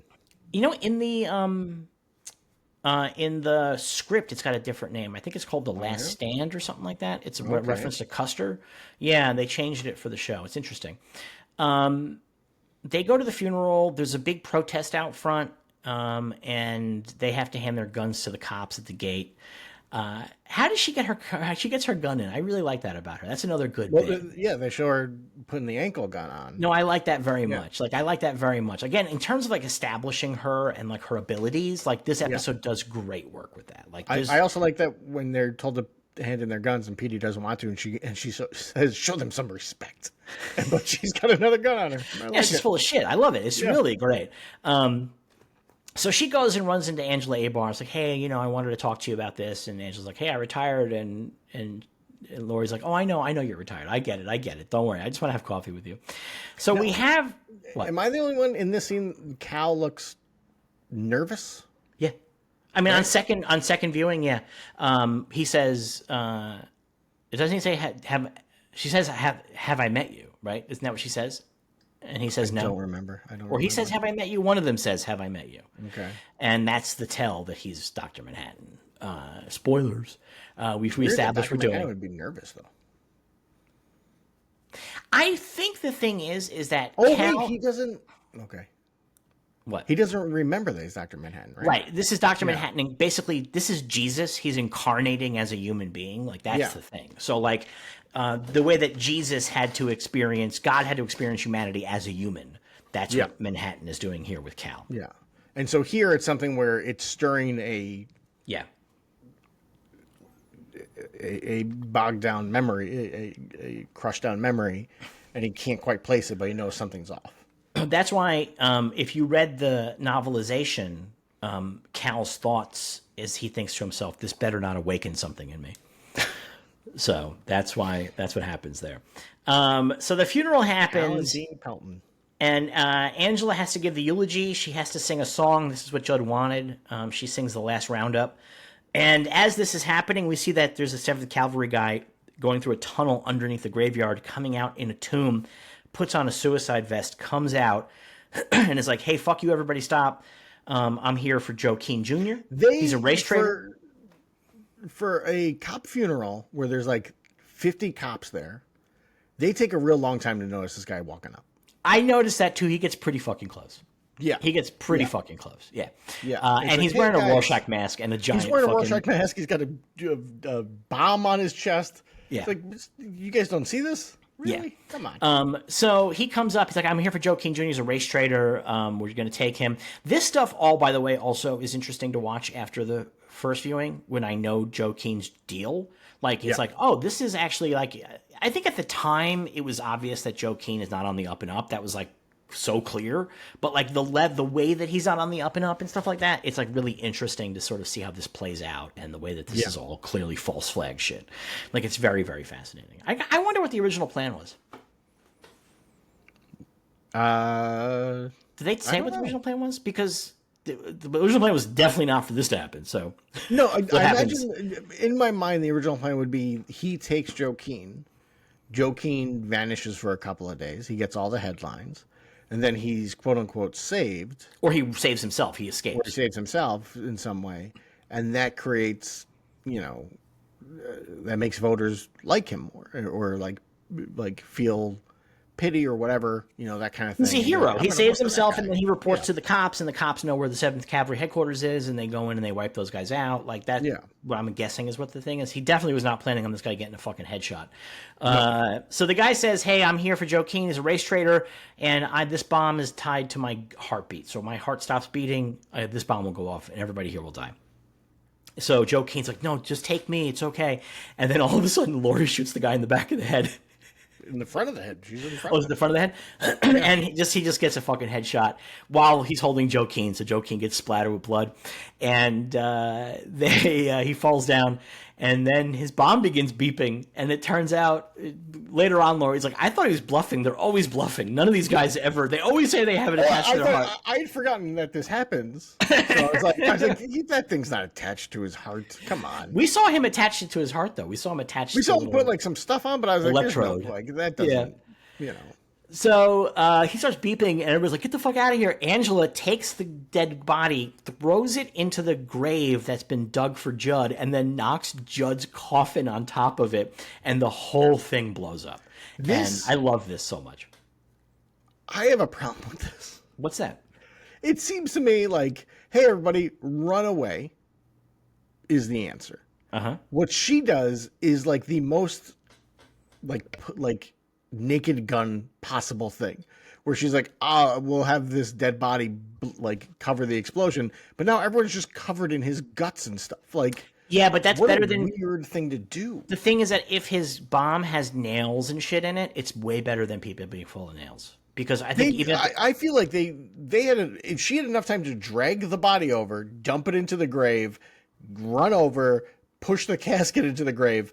Those people could have gotten out of the cemetery. I guess, maybe. But everyone runs like 30 feet and then stops and is like, what is Angela doing? And she's like, I'm going to make my boss blow up. I mean, I thought it fucking ruled. Shards of casket everywhere. That could hurt people. It only sends it up. It's not going to send it out into the crowd. The nature of the hole is that the hole is basically creating a cannon that it goes up. Now, it might rain down on them, but by that point, it will have hit apogee, and it will have really begun to expend its kinetic energy. But then why not just toss him into the hole and run away? You don't need to put the casket on it. You just blew up Judd's body in front of his wife. I mean, I know, because it rules. That's why. It's straight up rules. At the end of the day, the answer is. But also, I think you want to contain the explosion as much as possible. The explosion in and of itself can still be dangerous. Anyway, I thought it was. You can't say the casket exploding wouldn't be a problem because it would just go straight up and then be like, well, yeah, he's in the hole, but you want to cover the explosion as much as possible. Well, maybe he has napalm in there. She doesn't know what's in his vest. What, the fucking casket's going to stop napalm? I mean, yeah, it's not going to blow out all over the area, yeah. That's what I think. So we cut to the castle, and the show has now finished pretending this is not Adrian. It like opens with like his mask on a bust of Alexander the Great. So like it's like clearly he's working on a thing. And we see him working on a suit, basically, and we follow him as he works on the suit, and then he has Mr. Phillips, and he's putting Mr. Phillips in the suit, and he's like, Mr. Phillips, you ready to take one small step for mankind? And does something with Phillips. We don't see what happens. And then he has a rope around Phillips, so wherever he does with him, he can drag him back, and when he does drag him back, we see that Phillips is dead and frozen. The suit did not do what it needed to do. And he's very upset. And he's freaking out, and another Phillips comes up and is like, hey, sir, what's going on here? He goes, we need a thicker skin. So he goes off on his horse, Bocephus, which is the name of Alexander the Great's horse. And also the name of his cat in the comic. No, Bubastis was the name of his cat. That was Bubastis. That's right. He would not name a cat after a horse. Who knows what he was doing? So he, by the way, he's listening to Desmond Decker's The Israelites while he's doing all his work. Oh, is he? All right. Yeah. I mean, it's a great song, but I was like, wow, so I guess Adrian's into first generation reggae. Like very, very I did mean to check when Laurie is at her home and she starts playing Devo and she just says like play Devo and the CD player starts. I meant to check what song it was and see if it was the first track on that. Was it the first track on that album or not? Yeah, Mongoloid, yeah. And it's the first track? Yeah. The title comes from a Devo song, but that is not the Devo song that is playing. Oh, okay. So, yeah. He goes off on the horse and he sees a herd of buffalo and he shoots a buffalo right in the eye. Again, bullseye. Good show don't... Bullseye, nice work. Good show don't tell here. Like, for those of you who don't know that Adrian is a peak human... this shows us like he's fucking gets it right in the eyeball. And as he's going to go get it, a guy shows up on horseback, and it's another Phillips, but he's got a mask on and a mustache, and he shoots a gun at his feet, shoots a bullet at his feet. And Adrian's like, fine, I'm not. And he goes back to the castle, and he's fucking pissed off. He like throws the cake is there again. He's a jolly good fella. Well, here's one thing: the cake now has 3 candles on it. Last episode had 2 candles on it. The first episode had 1 candle on it. Interesting. Are we seeing years go by? Each one of these is an event from a different year. I would actually bet that it is. I don't remember, but I would bet that it probably is. That would be my guess. Yeah. This is how the show is telling us that time is passing up there. That makes a lot of sense. He goes to his study to meditate, and he is sitting there with his robe. It's very interesting. The robe makes it look like he's hovering, giving him a John on Mars vibe when John is creating his glass castle in the comic. And he's there, and then Crookshanks comes in, and she's like, hey, there's a letter from the game master and the game warden. And so he's like, all right, fine, read it. And the letter is like, hey, so you know the rules of your captivity here. You've broken them. I'm being nice. Let's not. Next time, there's not going to be a warning shot. I'm just going to shoot you. Yes, thanks for the tomatoes. Thanks for the tomatoes. But this is Adrian. Like this, like fucking brings him back to life. Yeah, he is like, oh, let's Miss Crookshanks to the typewriter. How dare he? How dare he? And he writes back this letter where it's like, oh, sir, how could you ever think of me to be like a brigand in the forest or a Republic serial villain? Didn't like that line. No. I was okay with it. I mean, he's quoting himself from Watchmen. Yeah. And I just don't know why he would. Because I believe Adrian is the type of guy who comes up with a line is like that. Just keeps using it. I'm going to keep using that. Yeah. Oh, that's a good one. That's in my bank now. You have a low opinion of Adrian. Your opinion of Adrian is he's not that smart or good. Because you had the same thing last week where you like, I think that Adrian, I can't remember what it was, but you were like, not that impressed with Adrian. And my take on Adrian, he's a poor playwright. Yeah, you said he was a poor playwright. Yeah.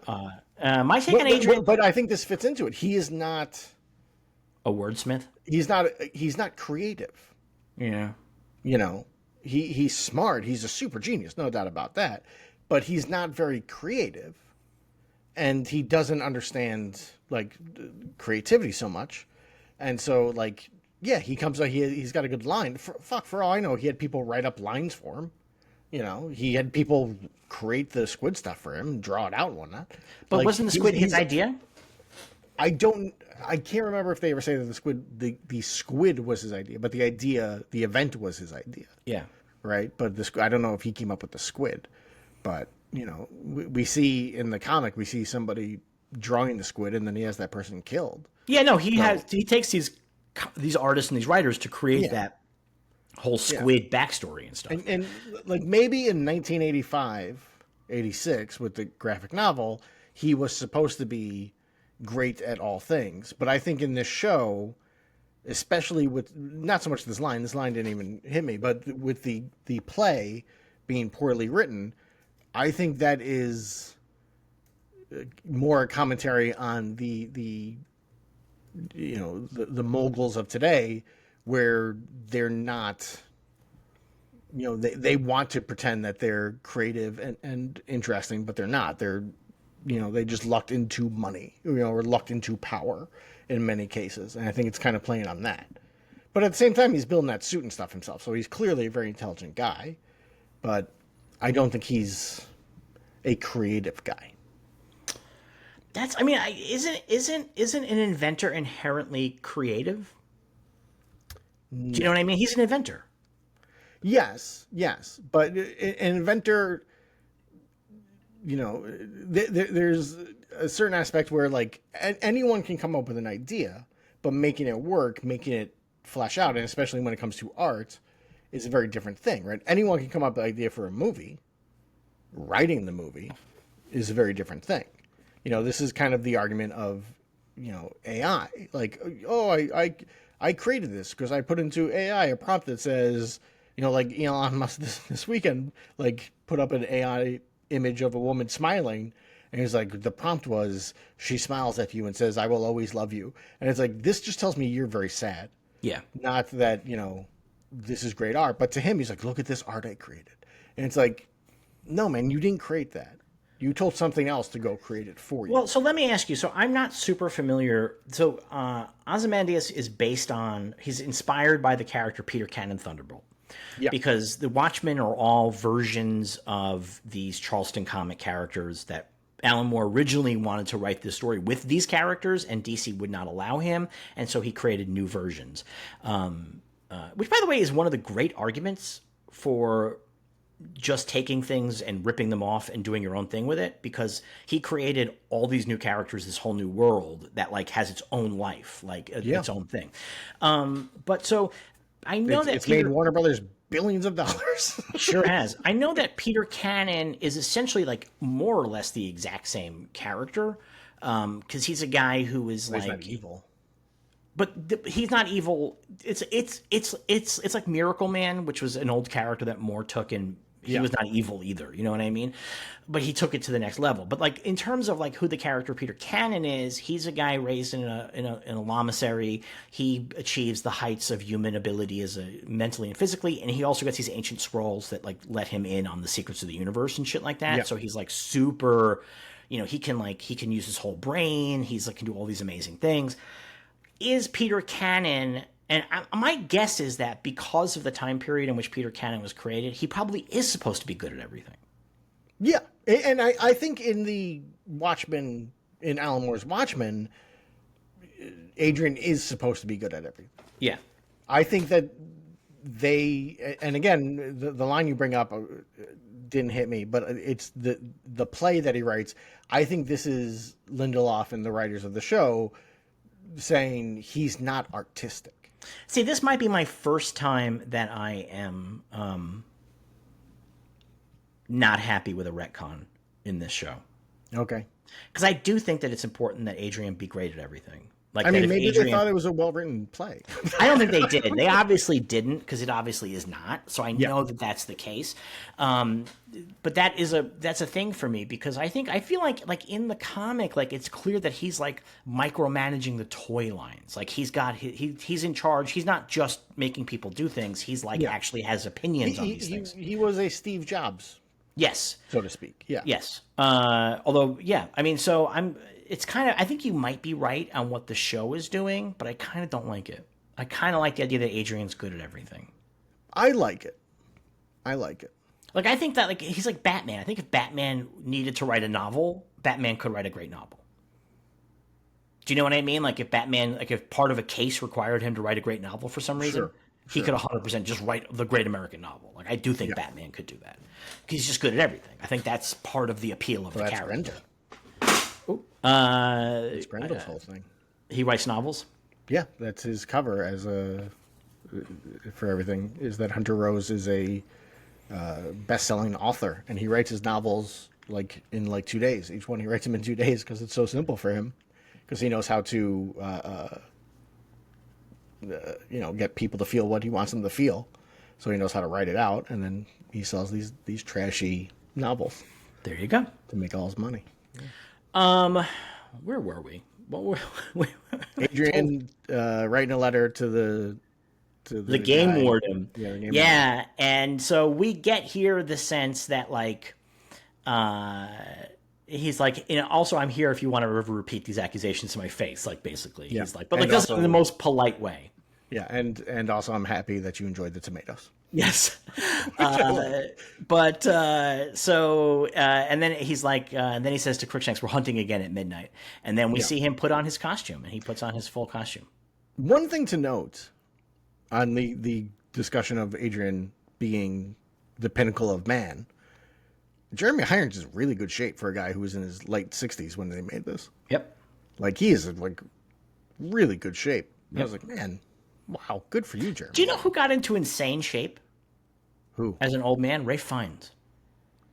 Oh, I saw images in that Odyssey movie he made. The movie, I did not like it. I've not seen the movie. I watched it for two reasons. One is I'm interested in the Odyssey, and two, I felt like he did so much work. I owed him a view on streaming. And the movie's not very good, and that's what makes his body transformation like kind of sadder. He put all that work in. He must have eaten nothing except steamed vegetables for like a year, and like probably like 20 pounds of chicken a day because he's fucking ripped. And I was like, oh man, he put all that work in, and this is the fucking movie he made, huh? Oof, tough. That's how I feel about what's his face, the guy who plays Santa in Red One. You know what I'm talking about. The Rock? No, he doesn't play Santa. He plays Santa's bodyguard. Oh, I have no idea. I have no idea who's in Red One. Gordon in Justice League. I can't think of his name now. Oh, yeah. You did it to me now. Jesus Christ. How are we this fucked up? How are we this broken-brained? I can't even think of a letter to begin with. Like, usually I can at least get that going. It's oh my God, I'm looking it up right now because this is so embarrassing. It is J.K. Simmons. J.K. Simmons. Okay. Jesus, that's embarrassing. Like, he got that's the most embarrassing. He got super ripped, yeah. And has nothing good has come of it. But I thought he got super ripped. He got super ripped for himself. For Justice League, I think. Didn't he? No, he said he just wanted to get super ripped. But I wonder if it's because I know that Zack Snyder does have like gym facilities and shit. I wonder if he took advantage because he was ripped during Justice League. He was. But like, was he on set long enough for Justice League to take advantage of the gym facilities? He's in one scene. I don't know. He might have been on long enough to get in and get some like tips and stuff. I don't know. Yeah. I told you that I was on the set of 300 and that the Jim Jones, which is the name of the gym that Snyder likes, he might own a piece of it. Their whole thing was they would talk about how often the actors would vomit after their training. There you go. Great. So, yeah. Great. So it's a torture. It's a torture regime. Also the name Jim awesome. Jones. Jim Jones. That really tells you something. I mean, if you're doing a gym and you're highlighting how often people that work out there are vomiting, Jim Jones is a good name for your gym. I mean, it's a funny name, Jim. You know, GYM Jones. Like, it is funny. Yeah. Like, I'm like not against it. Yeah. It is funny. Like, oh, here's Jeremy Irons wearing the Ozymandias costume. That's like wild. Like, that will never get old. Weird. No, It'll never get it's old. very shocking when he first shows up. I'm like, oh my gosh. I think he would have been good casting in the 80s too. Oh, he would have been great. He would have been great. I think that's what's fun about it. I think he would have been good casting. So I think that's kind of he's got the right feel to him, you know. Back on Earth, Keen is talking to the reporters. He's got blood on his collar. He's telling them that he's not a hero, that it was the law enforcement that are heroes, and he's here to look out for them. And Laurie is watching, and somebody asks him, the Russians are building an intrinsic field generator. And he's like, I don't care what the Russians are doing. My concern is here in Tulsa and yada, yada, yada. That little bit, though, was interesting because the idea that the Russians are trying to make a Dr. Manhattan does indicate that the Cold War is back. Or never. I guess it did end. Right? It did end. But the premise here is that, as Dr. Manhattan said, nothing ever ends. Like, you can... Yeah. We're living in that world right now. Like, where the Cold War ended, but the Russia thing did not go away. We're still dealing with Russia. It just takes on a different... The head of Russia is former KGB and wants to go back to that. Yeah. Yeah. So, but that's an interesting detail that they sort of put in. It's a little bit good world building here. And Petey gives Laurie a little bit of a hard time. He's asked her for her autograph when she's being shitty to him a little bit. And she goes into the cemetery and finds Angela coming out of the hole in the tomb wearing her night owl goggles. And they have a conversation. And Laurie makes a great joke and is like, well, I guess there's nothing for us to exhume for Judd's grave tomorrow. And Angela, what the fuck? I want to give it Regina King. Laurie gives a whole big speech about good guys and whatnot that ends with I eat good guys for breakfast. Regina King's response when she goes ooh, is so well done. Yeah. Is so good. I was like, God, that is good actor stuff. It's really good underplaying. I mean, that's the thing. Yes. There's you could go too big with that and it's too much of a whatever, but here it's more devastating because she's ooh, just doesn't lean into it, No. Laurie basically says that she wanted to dig up Judd because there's still possibilities maybe he wasn't murdered. And then she's like, hey, by the way, I found tracks at the site. It was wheelchair tracks. I guess you just missed it because you were so upset. And she goes, oh, also in Judd's closet I found a secret compartment, and there was nothing in there, but there was a mannequin in there, and it seems like there should have been something on it. So I don't know, maybe somebody took it, and I know that you were the only person in there after he died, and I know that you fainted, but I don't think you're the fainting type. And so this is pretty good because this is a really good back and forth to create sort of the tension between them. Yeah. Also, the idea that Laurie gets to be because Angela's he almost got us killed, and Laurie gets to be I didn't think he was really going to do it. That's more showing, not telling. We have Laurie established as this really excellent character, and then she fucks up in that way that indicates the way that she oversteps, the way that she maybe is a little bit full of herself. She underestimates people is maybe what her deal is here. She calls Angela Sister Night at this point. And she's like, I think that at this point, Laurie thinks that Judd was a vigilante. Or do you think that she thinks he's a 7th Cavalry? Yes. Yeah, that would be my guess is that she thinks he was a vigilante. So, I mean, it's interesting. I mean, she also referenced... Would he need to be? I mean, the cops all have superhero names and stuff, so he wouldn't need to do that. I mean, maybe she does think he's 7th Cavalry. I don't know. But she knows something's up. She knows something's up. You don't have a fucking empty secret compartment with a mannequin inside of it. Yeah, the mannequin does make it feel like superhero stuff. Yes, because she even says she says I always look for that because when my dad had they found a secret compartment where he had all his stuff. Yeah. So, and she's like, hey, maybe you were having an affair with him and stuff like that. Angela wants no fucking part of it. She's pretty upset. And she pours she had, Laurie brought coffee for her, as I guess a goodwill gesture, although Laurie fucks it up immediately by being awful. And Angela just pours the coffee down the tunnel and just takes off. And then we cut to Laurie telling her joke again. And she says that God notices there was somebody else waiting for the pearly gates, and it was a woman. It was just a woman. That's very important, it feels like. And God doesn't know who she is. And she's like, oh, I'm the bricklayer's daughter. I'm the girl who threw that brick up in the air. With what did I give you? And she says, you gave me nothing. Yeah. What special skills did I give you? Yeah. I'm just a girl. And so I threw that brick in the air. And then the brick falls down and hits God on the head and kills him. And he goes to hell. And so then we cut to Petey and Laurie going to the motel. We see her pull. This is where we reveal the vibrator. Yes. She has the big vibrator, and then she has... is it a Life magazine? Esquire. That's in there with her? Esquire. It's an Esquire. Yeah. And then she looks at it, and then she goes to Petey's room, and she bangs Petey. This is really interesting because in Watchmen, Laurie is consistently sleeping with older men.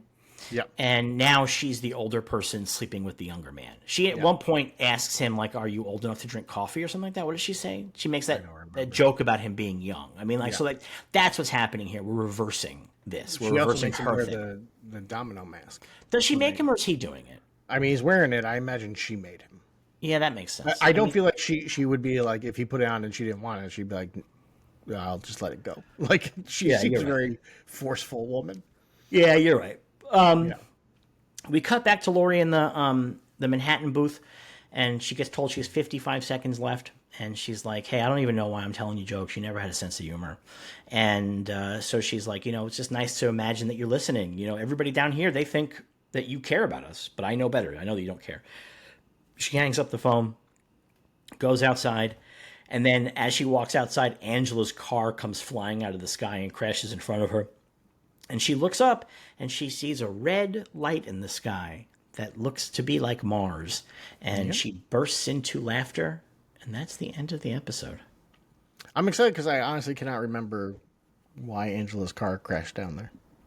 So I'm excited to find out. I cannot remember how they, obviously I remember Angela's car getting taken away. That happened last episode, up in the sky, yeah. But I don't remember how it came crashing back down, which I imagine is revealed later on.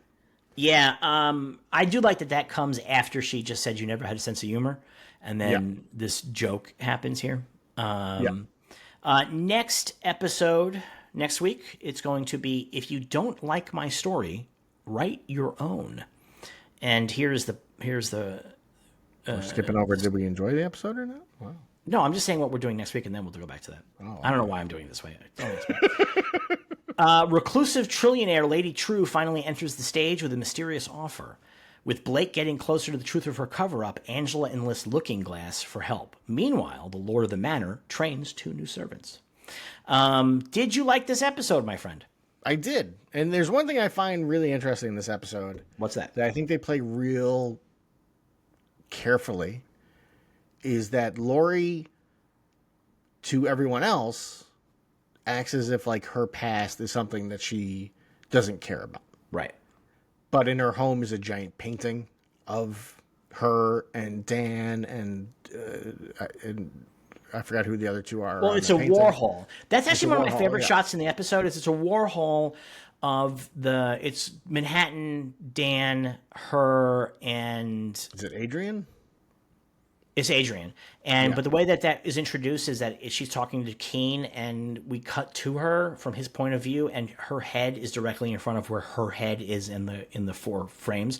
Love that shot. It's Love great. That it's fucking great. shot. Yeah. But you have that, and then you have the giant blue dildo, and it's like, and the issue of Esquire that is like perfectly preserved inside there, where it's her and hugging a naked blue man. And it says Laurie Takes Manhattan, right? Is the name, is the title of the article, apparently.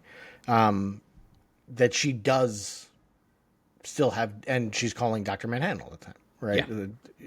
She tries to act like she's a platinum member of the Dr. Manhattan phone booth. Yeah. Yeah. Yeah. So she tries to act like none of that stuff is important to her, and she has a pet owl, right? But clearly all of these things are still very important to her. Yeah. And everybody knows it. Like, she's got a different last name now, but everybody at the FBI knows who she is.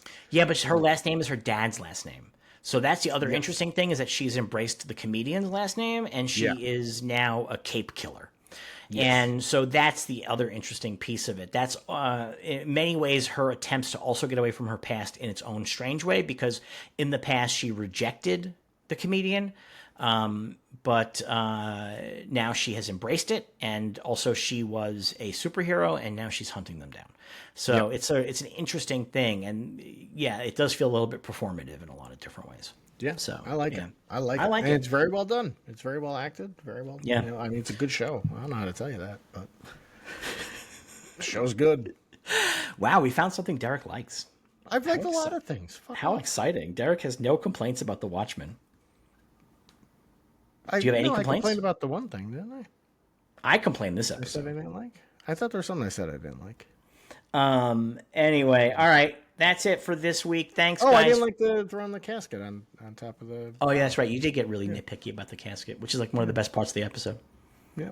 It fucking rules. I'm cackling over here. Oh, it's awesome. Like watching it's fun, but I was like, that seems like a real waste of time. You don't know how many times that bomb's gonna beep before it explodes. That is bad well. plan. Thankfully, the beep gets quicker and quicker, so it's counting it down. I mean, that is like very.